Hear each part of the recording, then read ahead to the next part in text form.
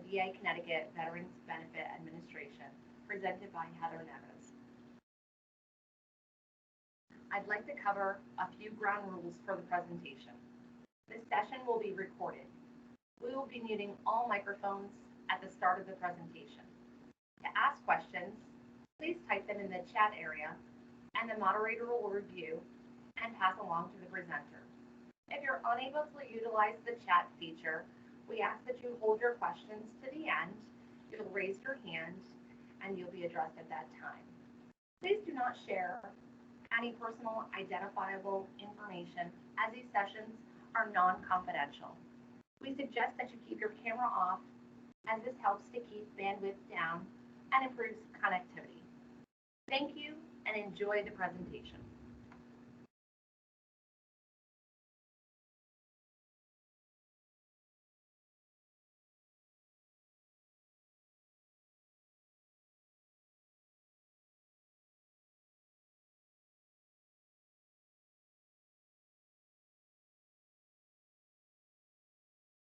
All right, good morning, everybody. Can you see my screen? Jeannie? Yes, Heather. Okay, good. I just want to make sure that the PowerPoint is displaying. I'm going to go into full screen now, so I won't be able to see the chat box. All right.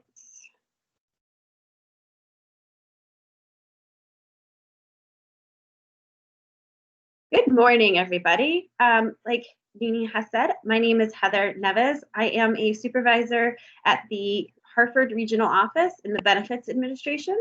We mainly process disability compensation claims in our office, but our office, in our public relations office, deals with answering and helping veterans submit all different types of benefits. So this is an overview of all the benefits that we offer in the Veterans Benefit Administration. There are certain sections I will discuss a little in more detail, as disability compensation is usually more or less what people want to listen to or hear about. So we'll discuss that a little bit more in detail. First, I'd like to just make everyone aware, sometimes people get a little confused, that there are in fact actually 3 different branches of the VA.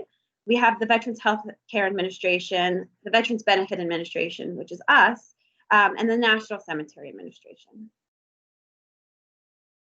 So under the Veterans Benefit Administration umbrella, we have multiple different benefits that encompass different populations, different age groups. And so those include education benefits, home loan guarantee, life insurance, disability compensation, veteran readiness and employment, which is also called VRNE, non-service connected pension, and survivors and memorial benefits. Related to resources, when veterans are looking up information, one of the things we promote the most is e-benefits. Just a note that this will be migrated into va.gov, so this e-benefits will be going away, but the same gist is there. This is an online resource to help assist veterans submit claims and other things they need through this online portal. And we'll go into a little bit more detail on what different things you can do in this portal. Then you have that's.gov, va.gov. Online, you have the federal handbook. We also have it in paperback when we are actually open and giving those out. But the whole handbook is actually online, and it provides actually a summary of all the benefits I'm going to be discussing, and phone numbers and websites for all those benefits. Portion of the resources, the regional offices, when we are open. I'd like to remind people that the call center there, the 1-800-827-1000 number, is always available for veterans to call when they need assistance, and we encourage people to use that number before reaching out to the other sources. Again, eBenefits is a joint VA-DoD web portal that provides resources and self-service capabilities to service members, veterans, and their families to apply, research, access, and manage their VA and military benefits. To sign up for this, there is a 2-factor authentication process to get you on. You'll have to answer certain questions. Regional offices are no longer able to proof veterans in this system. However, if there are older veterans that aren't in the computer system already in the DoD system, which we call DEERS, then we should be able to get you into that, to be able to get you to sign on to eBenefits, to be able to enjoy that resource.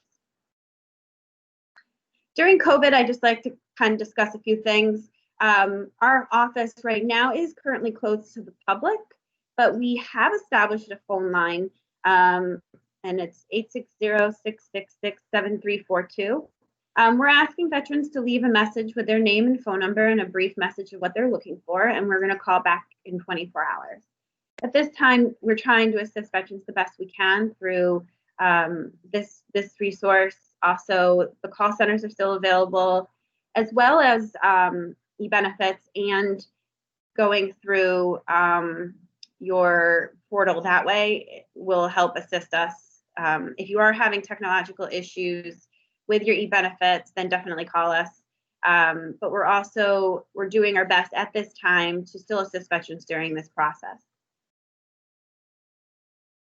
A topic that comes up quite frequently that we get questions on are veteran ID cards. There are two types of veteran ID cards, and recently a new law had passed last year that says that veterans that are service connected are able to go to the commissary, to have commissary privileges on military installations. But to be able to do that and utilize that, you would need a Veterans Health Identification Card. This is issued through the healthcare system. If you are not enrolled in the healthcare system, you could potentially get enrolled and be eligible for this card. But this is all handled at the healthcare side of things. We do not do them in our office. But if you are looking to actually get on to military installations, this is the card you will need to have. The other card that is common is the Veterans Identification Card. This can be applied online via vet.gov. This is where veterans can get like discounts using this ID, so they don't have to carry around their DD-214. But there is a clear difference between those two, and I'd just like to make everybody aware of that. So the first benefit we'll briefly talk about is education. The education form, which is a 22-1900, can be, there are 5 different education programs that actually can be applied on that one application. The most common education benefit that people are utilizing is their post 9/11 GI Bill. The second most common is the Montgomery GI Bill that's paid into, so you would know if you already have that benefit. Then there are a few others, the Montgomery GI Bill Selected Reserve, and then the Reserve Educational Assistance Program, and then also the Post-Vietnam Era Veteran Education Program. Now, if you're looking to get your education benefit rolling, that form needs to be completed. We do not process them here in Connecticut. There are regional offices across the country that do process that. This region goes to Buffalo. If you're also looking for supplemental tuition programs because you're looking to go to a private school, there is what's called the Yellow Ribbon Program, which is what private institutions supplement the leftover amount that your GI Bill does not pay. Now, I would, on the last bullet here is it's good to know that, you know, checking out your state programs are also important to maybe help supplemental federal education programs that we offer. Like I know Connecticut, the state schools, you can go there for free if you're a veteran. But with the education benefits, you also get like housing allowance and things like that. The other education program that is offered, and that's related to Service Connection, is the Survivors and Dependents Educational Assistance Program, which we also call DEA or Chapter 35. This is for veterans that have been service connected and rated as permanent in total, which means that they've been rated at 100% with no future exams. Once this is selected, once the veteran is entitled to this, their dependent child and spouse are able to have these education benefits. One thing we always like to say is that if you want to allocate months to your dependents prior to leaving the military, that has to be done. After the military, that cannot be done. Our second benefit that we offer is a home loan guarantee. In this case, the VA is not the lender, we just guarantee the loan. Related to this helps protect the lenders from loss if the borrower fails to repay the loan. This is really great when you don't have to have the 20% down, which comes with that mortgage insurance if you don't have it. The best way to grab your certificate of eligibility is through eBenefits. You can just go online and print that right off. If you want to do the mail process, then the application is a 26-1880. And you can mail that into your regional loan center, and they'll mail you your certificate of eligibility. Also, lenders can obtain through this internet-based application, WebLGY, these certificates as well. So if you are looking to purchase a home, then you're able to go to the lenders. They'll be able to assist you through this process. The third one is life insurance. In this one, you have different topics here. So like once you're in, you have the service members group life insurance. Once you get out, you have options to follow up with a veterans group life insurance plan. With this, veterans need to apply this within 1 year and 120 days from separation. If they sign up within 240 days, you don't need to submit evidence of good health. Now, if you're all past that stage when you've been out and you do get service connected for a new disability, every time you get service connected for a new disability, you'll be entitled to what's called service disabled veterans life insurance. And you have, within 2 years of being approved for a new service connected disability, you can file for that. So the biggest topic that most people want to hear about is disability compensation. This is a tax-free monetary benefit paid to veterans with disabilities that are the result of a disease or injury incurred or aggravated during active military service. There is 3 criteria with this, and I like to always mention this and keep that in the back of everybody's mind, but this is what we're looking for when we look at service connection.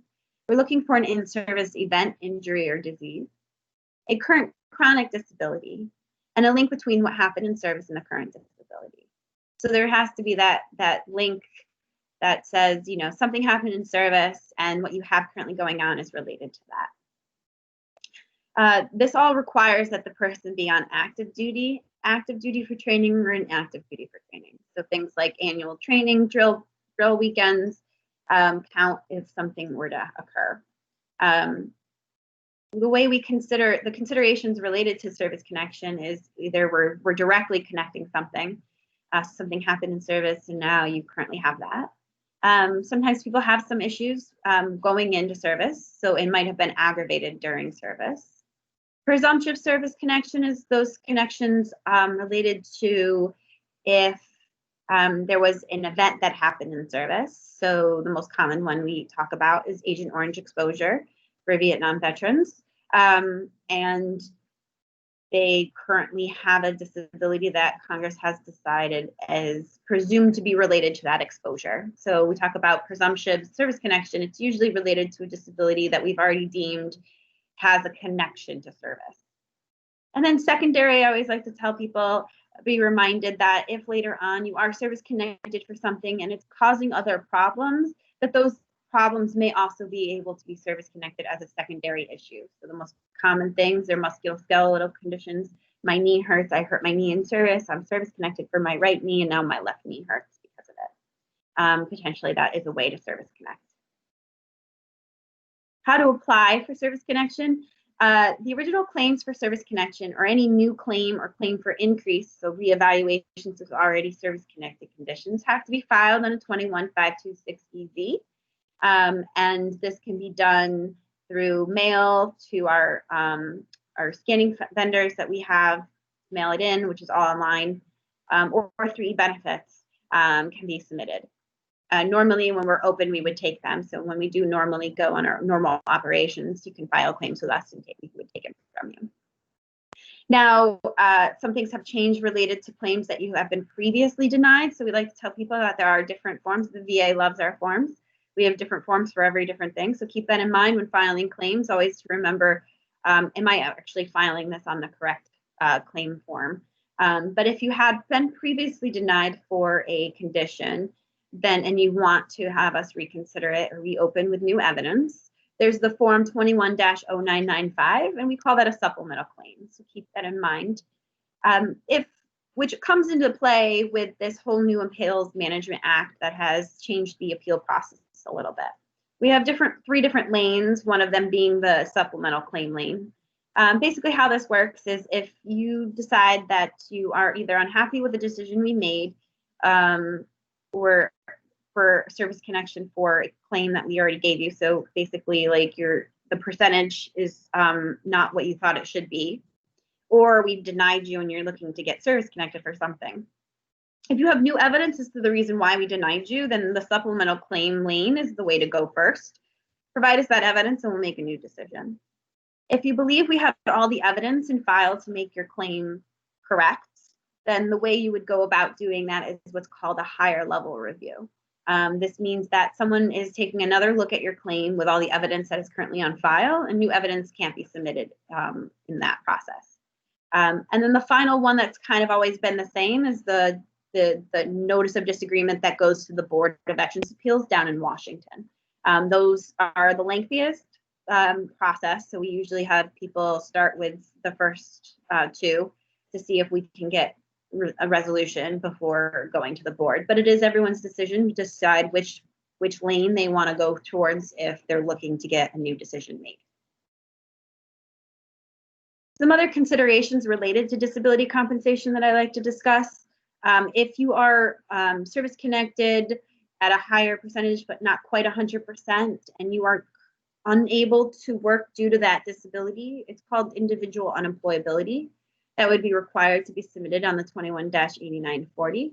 This is telling us that your disability wasn't severe enough to give you a single 100% for, but it is causing some unemployability. So that way we can get you to the 100% rate while not working due to a service-connected disability.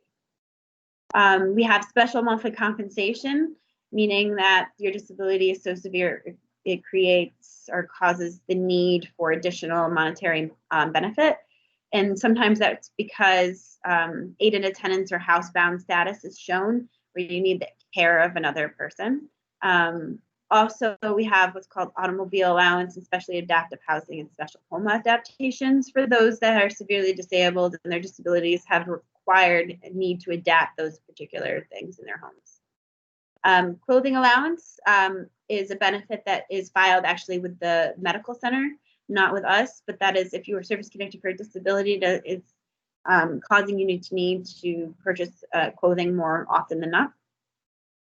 Also, certain claims require certain additional forms, so just keep that in mind. If you are claiming PTSD, it requires the form 0781 or 0781A, depending on if it's a combat-related stressor or a personal stressor. And just always keep in mind, if you have medical records from private providers that require, those require a medical release form for us to go out for. So you either have two options. You can either give us those medical records yourself or have sign this 4142 so that we may go out for them ourselves. And those medical records are used to determine like what currently is going on with your disability. Related to payment considerations, if you are service connected at 30% or more, you can now add your dependents to your award. That's a 686C form. So if you at all you're filing a claim, I would just file this form and you have a spouse and child under 18 or children that are in school between 18 and 23, or if you have a child that is deemed helpless before turning 18, then they can be added to that award. We always just say fill that form out while you're filling out your claim so that if you are 30% or more, we can get you that dependency rate quicker. Retired pay. If you're currently collecting retired pay, then you have to be rated at 50% or more to be coded to get both pay, unless the disabilities are coded as a combat-related disability. And always remember, if you are guard, reserve, or just joining back up again, any active duty service has to be paid back pretty much to the VA. So if you're being activated, fully activated, then you would need to let us know so that we can adjust that part of the pay. And then drill weekends and annual trainings are gets deducted. Also, we have what's called fiduciary appointments that are related to veterans that have been rated or deemed incompetent and they can no longer handle their financial affairs. We set up a fiduciary to help assist with that.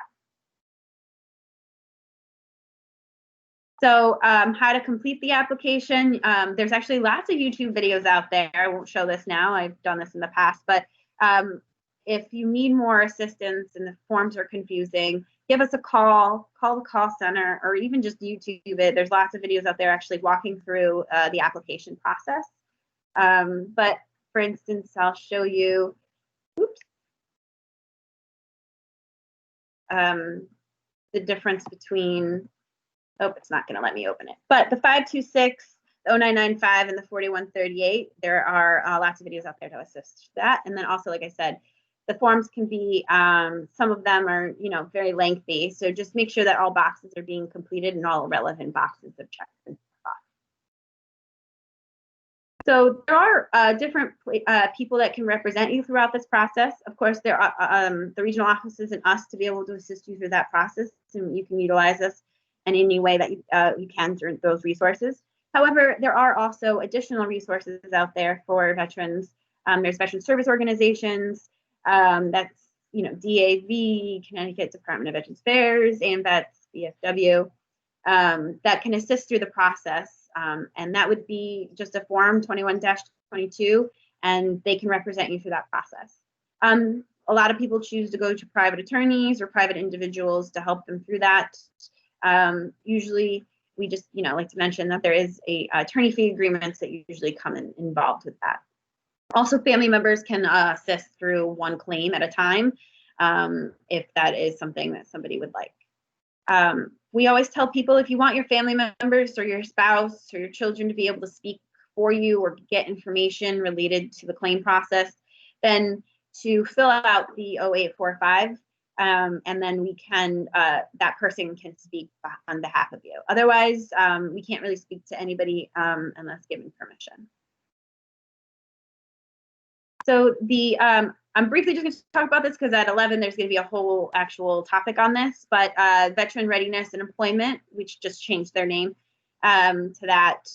We call them VRE or Chapter 31. This comes with service connection. So if you are at least 20% service connected, or 10% if it's termed NonSerious, then this is an additional education or an employment benefit that comes with them. And I'm not going to go into too much detail because, like I said, another Heather is going to be coming on and talking about that. So non-service connected pension. A lot of people are confused with this word pension. What this is an income-based program to help veterans and their families with financial challenges. This is a program that is related to disabilities that are not service connected or can't be service connected. You can't get, you're either going to get money through non-service connection or money through compensation, but you can't collect both. So whatever is the highest rate. So if your income is super low and your disability compensation rating is only like 10%, then the pension might be the better benefit at that point. The requirements for this program is that you have at least 1 day of a recognized wartime period with at least 90 days of active duty service. Your income must be less than the amount set by Congress, and that's like the poverty threshold. So that's where that comes in. The only thing to get rid of the poverty threshold at that point is by deducting medical expenses, out-of-pocket medical expenses, to get you to that certain level if you make too much. It's either age 65 or older, and if you are younger than that, what you have to show is that your disability, that you're permanently and totally disabled if you're younger than 65. And a monthly amount is dependent on if there's any income that is counted. That application is a separate application. It's the 527. And we have pension management centers that actually process those specifically. We do not process those locally. On to survivor benefits. So some of these survivor benefits and burial benefits are done through us, and some are done through the National Cemetery. But if somebody is service connected, if a veteran is service connected for a disability and they pass away from that service connected disability, then their dependent, their spouse or their child potentially get what's called DIC. And this is a tax-free monetary benefit, again, that's eligible to survivors of military service members who either died in the line of duty or died of a service-connected disability. Also, if a person has been permanent in total for a period of 10 years or 5 years immediately following service, or 1 year of a POW status, they would their dependents would also qualify for DIC. Now, let's say the surviving dependent does not qualify for DIC, but their income is very low. So that's kind of the same thing as regular non-service connected pension for a veteran. We have survivor pension for that. all these benefits are completed on the 534 EZ. With these particularly, you want to specify on the application which one, there's check boxes, which benefit they're looking for. Some people will just check all three and will determine whether or not you qualify for that. Accrued benefits and substitution of claimant upon death. So if a veteran dies in the process of a service-connected disability, that claim dies with them. So we have to remind the survivors that if they would like to see that continued, then they have to fill out an additional form. Again, we usually just tell people, just come see us, call us when this happens, and we'll walk through people through all these application process. Then you have memorial benefits. Burial allowance it's not paid to a surviving spouse, but it's paid to the person who bore the veteran's burial expenses. This is different versus the pay is different related to someone who's been service connected versus non-service connected. And that application is the 530 application for burial benefits. We also have burial flags at the office, in the post office, and everyone's entitled to every veteran is entitled to that. And there are burial headstone and markers. So those are kind of like an additional benefit at that point. At this point, I'm going to open it up for questions. I will just say a few more things related to COVID and what's kind of going on with COVID in terms of our claims processing. We are slowed down a little bit based on COVID. The VA medical centers are currently not doing any in-person examination. We have contractors doing them, and they're slowly getting back to that. So if you have a claim party pending or you're going to file your claim, we just like to tell people that COVID has delayed the process slightly with the examinations if one is needed. So if you have any medical evidence right up front to assist through the process, it's going to be our best bet. And helping us through that process. But, we're trying to get back to normal operations as best we can. And like I said, we have this phone line open. So if there are any problems with the exams that you have or anything like that, give us a call and we'll figure it out. So that is pretty much an overview of all the benefits that we have. And I would like to open it up for any questions.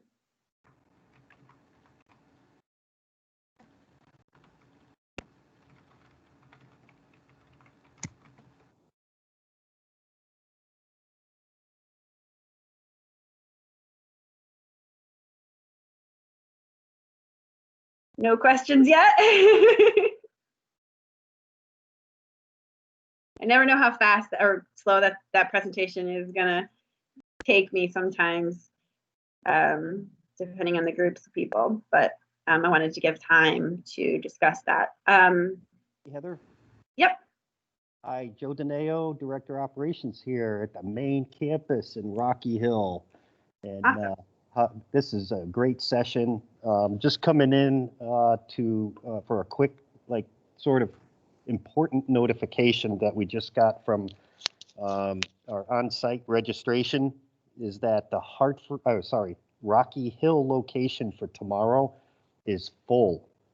We cannot accept any more registrations, and we want to make sure that everybody hears that. But we do have the other locations that have still room left in them: Danbury, Bridgeport, Norwich, but Rocky Hill is full. And congratulations on a great session here. Thank you. Awesome. Thank you. Thanks, Joe, for that update. Hi, Heather. Good morning. Morning. This is Rob Rodriguez from Social Security.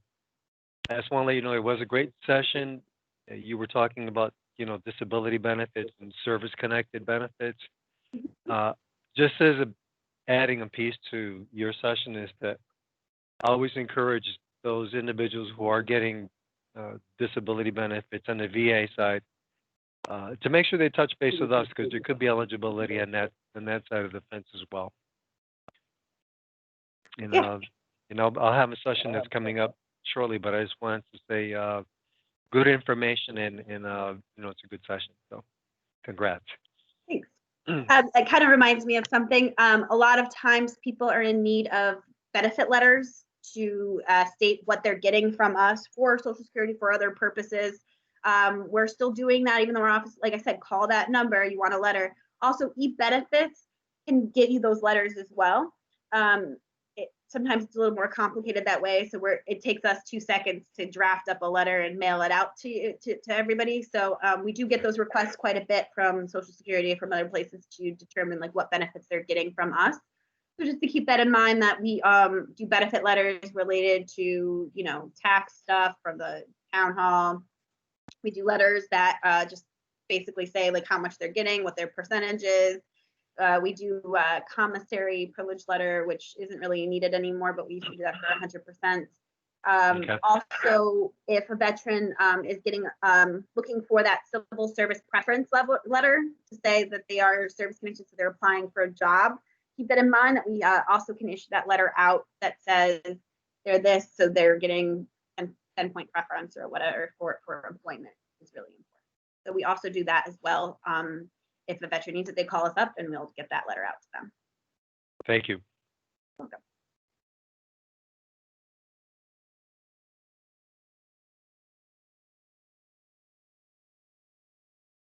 Trying to look at the chat box here to see if there were any questions. I think we're good.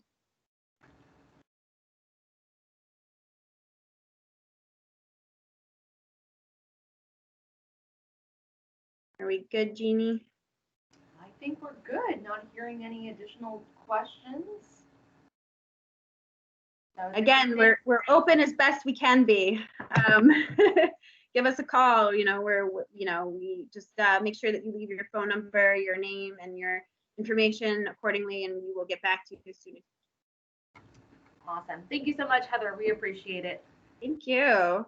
Hey, everyone. Thank you. This session is going to be ended. Awesome. Have a great day, everybody.